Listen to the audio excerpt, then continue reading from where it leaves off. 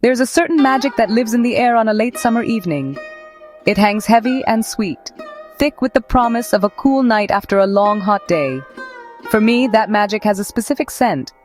It smells like wood smoke from a crackling fire pit. It smells of garlic. It smells of ginger sizzling in hot oil. It is the aroma of our annual backyard biryani feast. This is more than just a meal. It is a signal. It is a call to gather. It tells our chosen family that it is time to come together, to leave the world outside the gate, to find our way back to each other, guided by the familiar and intoxicating perfume of home. Imagine a backyard bathed in the golden, syrupy light of the setting sun. String lights are draped from the old oak tree to the house, casting a warm, inviting glow. The grass is still warm from the day's heat. Laughter spills out from the open kitchen door, rhythmic chop of vegetables, the clatter of pans. This is our sanctuary. The star of our table is always the biryani. It is a mountain of culinary love, a testament to patience and tradition. It arrives in a massive, heavy-bottomed pot, its lid sealed with dough to trap every last wisp of steam. When the seal is broken, a fragrant cloud erupts, a heady mix of saffron, rosewater, and caramelized onions. The rice itself is a mosaic of color. Long, elegant grains stained a brilliant yellow from turmeric, others a sunset orange from saffron, and many remaining a pearly white. Tucked within this treasure trove are tender pieces of marinated chicken, so soft they surrender at the touch of a fork. It is a dish that commands reverence. But the biryani never stands alone. It is surrounded by a court of equally beloved companions. There is the raita, a cooling yogurt sauce that offers a gentle counterpoint to the biryani's warmth. Ours is thick and creamy, studded with finely chopped cucumber, red onion, and fresh mint. The taste of this meal is the taste of my history. It is the taste of celebration, comfort, unconditional love, all rolled into one. The biryani itself is a journey. The first bite is a wave of warmth from the garam masala, cinnamon, cloves, cardamom, that speaks of ancient spice roots. This is followed by the subtle floral sweetness of saffron and the gentle tang of the yogurt marinade on the chicken. The caramelized onions, slow-cooked to a deep, jammy brown, provide a profound sweetness that underpins the entire dish. Every spoonful reveals something new: a hidden cashew, a plump raisin, a sliver of ginger. It is a dish that engages every single one of your senses. It is the culinary equivalent of a warm, loving embrace. This cherished meal almost always takes place in my backyard. It is not a manicured, perfect space. It is a well-loved, slightly wild patch of green in the heart of the city. An old oak tree stands as a silent guardian in one corner, its branches perfect for hanging lanterns and string lights. The wooden fence is weathered and gray, a rustic backdrop for the vibrant green of the climbing ivy. This is our outdoor living room, our cathedral of community. It is a space that has absorbed years of laughter, deep conversations, and the happy sounds of children playing. Its imperfections are what make it feel like home. We are slaves to the season. The golden hour, as photographers call it, is our cue. The guest list for this meal is, honestly, a beautiful mosaic of my life.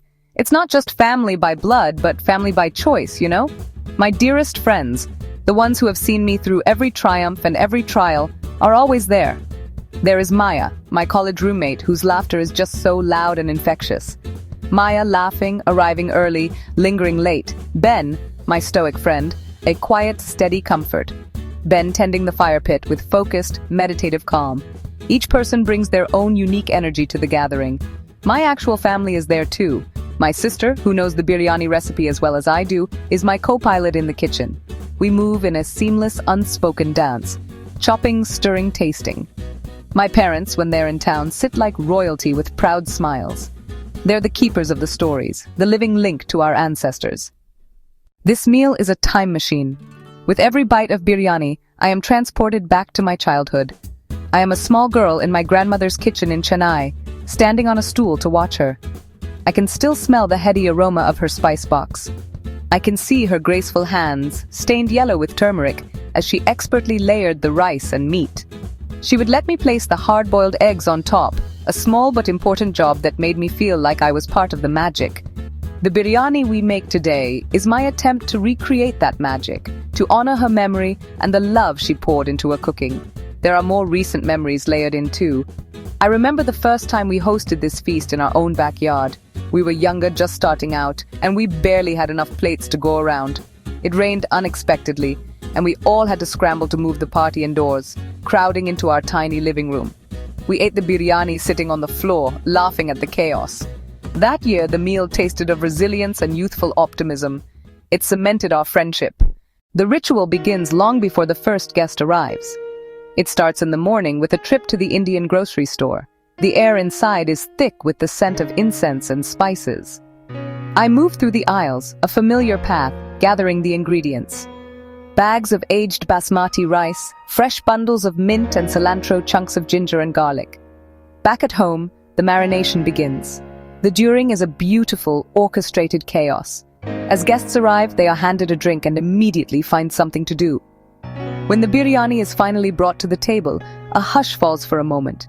We all pause to admire it, a collective moment of appreciation. Some of us will sit there for hours, watching the fire burn down to glowing embers. This meal is more than just a tradition.